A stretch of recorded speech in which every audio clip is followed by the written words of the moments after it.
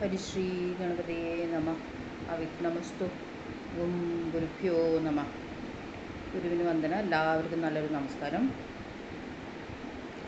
20-ാം അധ്യായമാണ് നമ്മൾ നോക്കുന്നത്. പ്രശ്നമാർഗത്തിലെ ഭാര്യാചിന്ത. ജാതകം കൊണ്ട് പ്രത്യേകിച്ചും ഭാര്യയെക്കുറിച്ചുള്ള ചിന്തയാണ് പുരുഷ ജാതകത്തിൽ നിന്ന് എങ്ങനെയാണ് നോക്കേണ്ടത് എന്നുള്ളതാണ് കാണുന്നത്. അതിൽ നമ്മൾ ഇന്നലെ 4 ശ്ലോകങ്ങൾ കണ്ടിരുന്നു. ഇന്ന് 5-ാമത്തെ ശ്ലോകം മുതൽ നോക്കാം. 5-ാമത്തെ ശ്ലോകം ഇങ്ങനെയാണ്: ദേവാലോകന തൽപരാന്നവരദ ഭാണ്ഡോഖ സംശോധിനി സ്നേനോൽകാഹൻ ഹവനോത്സുക പരിമളേ സക്താ ച ഭണ്ഡാർജനെ വാക്പ്രൗഢാ കുശലാ ച പാകകരണേ ശ്രോത്രീ ച ശാസ്ത്രാദികം സ്പർശം സൗഖ്യമിതാധാന്യനിചയം സൽകാംസ്യാ വാണീകല ഇതി. ദേവലോകന തൽപര.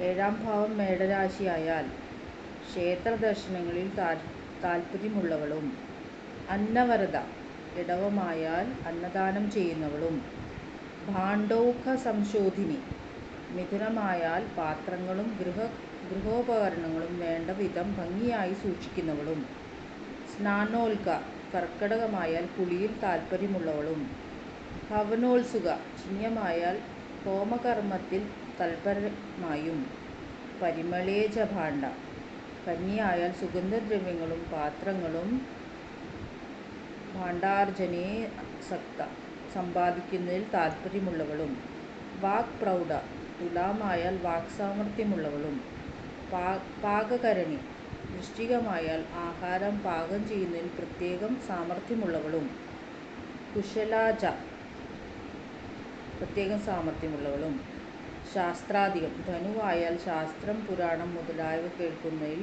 ശ്രോതീജ താൽപ്പര്യമുള്ളവളും, സൗഖ്യം സ്പർശമിത മകരമായാൽ സ്പർശനസുഖമുള്ള വസ്തുക്കളിൽ താൽപ്പര്യമുള്ളവളും, കുംഭരാശിയായാൽ ആർത്താധാന്യ നിചയ ധാന്യങ്ങൾ സംഭരിക്കുന്ന സ്വഭാവമുള്ളവളും, സൽക്കാംസ്യാ വാണീകാല മീനമായാൽ കൂട്ടുലോഹപാത്രങ്ങൾ, സരസമായ സംഭാഷണം, കലാപരമായ താൽപ്പര്യം എന്നീ സ്വഭാവമുള്ളവളും ആയിരിക്കും.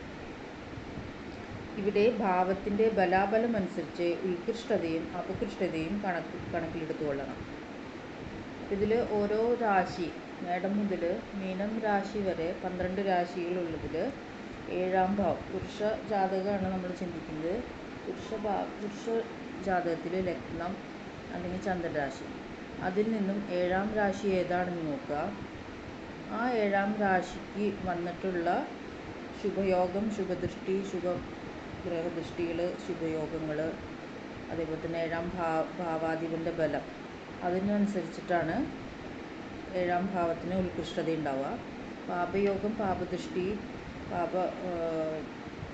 മധ്യസ്ഥിതി, അതേപോലെ തന്നെ അങ്ങനെ പാപയോഗങ്ങൾ കൂടുന്തോറും 7-ാം ഭാവത്തിന് അപകൃഷ്ടതയും വരുന്നതാണ്. അപ്പോൾ അതുകൊണ്ട് ബലം അനുസരിച്ചിട്ട് ഓരോ ഭാവത്തിൻ്റെയും, അപ്പോൾ 7-ാം ഭാവ സംബന്ധമായിട്ട് നമ്മൾ ചിന്തിക്കുമ്പോൾ 7-ാം ഭാവത്തിനും ഭാവാധിപൻ, നേരത്തെ ആദ്യത്തെ ശ്ലോകം കൊണ്ട് പറഞ്ഞു, 7-ാം ഭാവം, 7-ാം ഭാവാധിപൻ, 7-ാം ഭാവത്തിൽ നോക്കുന്ന ഗ്രഹം, അവിടെ നിൽക്കുന്ന ഗ്രഹം ശുക്രൻ, ഇവരെ കൊണ്ടുള്ള ഗുണദോഷം, അവർക്ക് വന്നിട്ടുള്ള ഗുണങ്ങൾ, ബലങ്ങൾ, ഗുണദോഷങ്ങൾക്ക് അനുസൃതമായിട്ടുള്ള കാര്യങ്ങൾ സംഭവിക്കും. അപ്പോൾ ശുഭയോഗങ്ങളൊക്കെ ആണെങ്കിൽ ഗുണാനുഭവങ്ങൾ വർദ്ധിച്ചും, പാപയോഗങ്ങളാണെങ്കിൽ ദോഷങ്ങൾ വർദ്ധിച്ചും ഇരിക്കുന്നതാണ്. ഇനി പ്രത്യേകിച്ചും 7-ാം ഭാവരാശി, മേടം മുതലുള്ള രാശിയായാലുള്ള പ്രത്യേക സ്വഭാവങ്ങളാണ് ഇവിടെ പറഞ്ഞിട്ടുള്ളത്. അതും ഇതേപോലെ തന്നെ ബലാബലം അനുസരിച്ചിട്ട് ചിന്തിച്ചു കൊള്ളണം. അപ്പോൾ ഇതിൽ 7-ാം ഭാവം മേടരാശിയാവണമെങ്കിൽ തുലാം ആണ് ലഗ്നം അല്ലെങ്കിൽ ചന്ദ്രരാശിയാവും. അപ്പോൾ അവരുടെ സ്വഭാവം ക്ഷേത്ര ദർശനത്തിൽ താല്പര്യമുള്ളവളായിരിക്കും. ഇടവരാശിയാൽ 7-ാം ഭാവം ഇടവമായാൽ അന്നദാനം ചെയ്യുന്നവളായിരിക്കാം. മിഥുനമായാൽ പാത്രങ്ങളും ഗൃഹോപകരണങ്ങളും വേണ്ട വിധം ഭംഗിയായി സൂക്ഷിക്കുന്നവളായിരിക്കാം. 7-ാം ഭാവം കർക്കിടകമായാൽ കുളിയിൽ താല്പര്യമുള്ളവളും, 7-ാം ഭാവം ചിങ്ങമായാൽ ഹോമകർമ്മങ്ങളിൽ തൽപരരായും, 7-ാം ഭാവം കന്യായാൽ സുഗന്ധദ്രവ്യങ്ങളും പാത്രങ്ങളും സമ്പാദിക്കുന്നതിൽ താല്പര്യവും, 7-ാം ഭാവം തുലാമായാൽ വാക്സാമർഥ്യമുള്ളവളും, ഏഴാം ഭാവം വൃശ്ചികം ആയാൽ ആഹാരം പാകം ചെയ്യുന്ന പ്രത്യേക സാമർഥ്യമുള്ളവളും. ഏഴാം ഭാവം ധനു ആയാൽ ശാസ്ത്രം പുരാണം മുതലായ കേൾക്കുന്നതിന് താല്പര്യമുള്ളവളും. ഏഴാം ഭാവം മകരമായാൽ സ്പർശന സുഖമുള്ള വസ്തുക്കളിൽ താല്പര്യമുള്ളവളും. ഏഴാം ഭാവം കുംഭരാശിയാവുമ്പോൾ ധാന്യങ്ങൾ സമ്പാദിക്കുന്ന സ്വഭാവമുള്ളവളും. ഏഴാം ഭാവം മീനരാശിയായാൽ കൂട്ടുലോഹ പാത്രങ്ങൾ, സരസമായ സംഭാഷണം, കലാപരമായ താല്പര്യങ്ങൾ ഇവ ഉള്ളവളും ആയിരിക്കും. അപ്പോൾ ഈ ഏഴാം ഭാവത്തിന് വരുന്ന ബലാബലം അനുസരിച്ചിട്ട് അതിൻ്റെ ഉത്കൃഷ്ടതയും അപകൃഷ്ടതയും ചിന്തിച്ചെടുക്കണം. ഇനി ആറാമത്തെ ശ്ലോകം. വീര്യോനേദ്യൂനഭാവേ സതി ച തദധിപേ വൈദിനീജാംശഗേവ മൂഢേ വാ പാവവിശ്വാന്നയന്തി ഗദേ സ്വാമിനോ നോ സതാം ച ഏവം ഭൂതേ ഭൃഗോ വ വ്യയരിപുമൃതികേ ലഗ്നവേക്ഷാനയോനി പ്രോദ്വാഹോ നൈവ സിദ്ധ്യേൽ കഥമവിഘടിതശ്ചേൻ ശ്രീയേദൈവ ഭാര്യ. ഇവിടെ ദ്യൂനഭാവേജ ജാതകവശാൽ ഏഴാം ഭാവമോ വൈനി നീചാംശകേവ ശത്രുക്ഷേത്രത്തിലോ നീചത്തിലോ അംശിച്ചോ മൗഢ്യേവ മൗഢ്യം പ്രാപിച്ചോ വ്യയമൃതിരിപുകേ 12, 8, 6 എന്നീ ഭാവങ്ങളിൽ തദധിപി നിൽക്കുന്ന ഏഴാം ഭാവാധിപനോ ഏവം ഭൂതേ ഭൃഗോവ അപ്രകാരം ശത്രുക്ഷേത്രത്തിലോ നീചത്തിലോ അംശിച്ചോ മൗഢ്യം പ്രാപിച്ചോ 12, 8, 6 എന്നീ ഭാവങ്ങളിൽ നിൽക്കുന്ന ശുക്രനോ വീര്യോനെ പാപവീക്ഷാനയ സമധികതേ ബലമില്ലാതെ പാപദൃഷ്ടിയോഗങ്ങളോടുകൂടിയോ നോ സ്വാമിനോ സദാം ച ഭാവാധിപൻ്റെയോ ശുഭന്മാരുടെയോ വീക്ഷ്വാന്വയ സമധികതേ ദൃഷ്ടിയോഗങ്ങൾ ഇല്ലാതെയും ലഗ്നവേക്ഷാന്വയോനേ സതി ലഗ്നാധിപ ദൃഷ്ടിയോഗം ഇല്ലാതെയും വന്നാൽ പ്രോദ്വാഹ ന ഏവ വിവാഹം നടക്കുക തന്നെ ഇല്ല. കഥമവിഘടിതം ചേൽ വല്ല വിധവും വിവാഹം നടന്നാൽ തന്നെ ഭാര്യ ശ്രീയേത ഏവ ഭാര്യ മരിക്കുക തന്നെ ചെയ്യും. ഇവിടെ ഏഴാം ഭാവത്തിനോ ഏഴാം ഭാവാധിപനോ ശുക്രനോ അനിഷ്ടത്വം വന്നാൽ വിവാഹം നടക്കുന്നതല്ല. അപ്പോൾ വിവാഹ ചിന്തയാണ് നമ്മൾ ഏഴാം ഭാവം ഭാര്യയെ കൊണ്ട് ചിന്തിക്കുന്നത്. അപ്പോൾ വിവാഹം നടക്കാതിരിക്കാനുള്ള യോഗങ്ങളാണ് ഏഴാം ഭാവം ഏഴാം ഭാവാധിപൻ അതുപോലെ ശുക്രന് വരുന്ന അനിഷ്ടത്തിൽ കൊണ്ട് ഉണ്ടാകുന്നത്. അപ്പോൾ എന്താണ് പറഞ്ഞിട്ടുള്ളത്? ജാതകവശാൽ ഏഴാം ഭാവം ശത്രുക്ഷേത്രത്തിലോ നീചത്തിലോ അംശിച്ചോ മൗഢ്യം പ്രാപിച്ചോ. ഏഴാം ഭാവരാശി ഏതാണെന്ന് നോക്കുക. അവിടെ അത് ശത്രുക്ഷേത്രമാവാം. ലഗ്നാല് ഏഴാം ഭാവം ശത്രുക്ഷേത്രമാവാം. ഓരോ ശത്രുമിത്ര സമസ്ഥിതികൾ നിങ്ങൾ പഠിച്ചിട്ടുണ്ടാവും.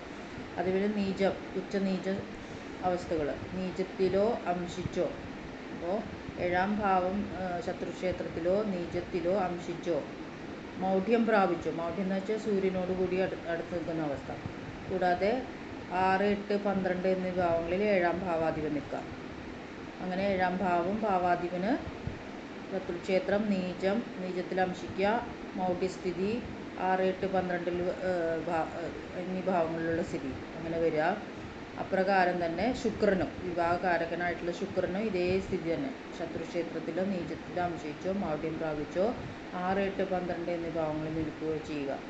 കൂടാതെ ബലമില്ലാതെ പാപദൃഷ്ടിയോഗങ്ങളോടുകൂടിയോ ഭാവാധിപൻ്റെയോ ശുഭന്മാരുടെയോ ദൃഷ്ടിയോഗങ്ങൾ ഇല്ലാതെയും നിസർഗശുഭന്മാരായിട്ടുള്ള ഗ്രഹങ്ങളുടെ യോഗദൃഷ്ടികൾ ഇല്ലാതിരിക്കുക, പാപദൃഷ്ടി ഉണ്ടാവുക, ബലമില്ലാതിരിക്കുക. ബലമില്ലാതെ ശത്രുക്ഷേത്രം നീചാംശകം മൗഢ്യം 6, 8, 12 സ്ഥിതികളൊക്കെ ബലക്കുറവ് വരുത്തും. അങ്ങനെ വരികയും ചെയ്താൽ അതേപോലെ തന്നെ ലഗ്നാധിപ ദൃഷ്ടിയോഗമില്ല. പ്രത്യേകിച്ചും ഏഴാം ഭാവാധിപൻ അതുപോലെ ഇവർക്കൊക്കെ ലഗ്നവുമായിട്ടൊരു ബന്ധം വരണം. ലഗ്നാധിപനായിട്ടൊരു ബന്ധം വന്നാൽ ഇവിടെ ഇല്ലാതിരിക്കുകയാണ് ചെയ്യുക. ലഗ്നാധിപൻ്റെ ദൃഷ്ടിയോഗങ്ങൾ ഇല്ലാതിരിക്കുകയും ചെയ്താൽ വിവാഹം നടക്കുക തന്നെ ഇല്ല. എന്ന് വെച്ചിട്ടുണ്ടെങ്കിൽ വിവാഹം നടക്കില്ല. വല്ല വിധവും വിവാഹം നടന്നാൽ തന്നെ ഭാര്യ മരിക്കുക തന്നെ ചെയ്യും.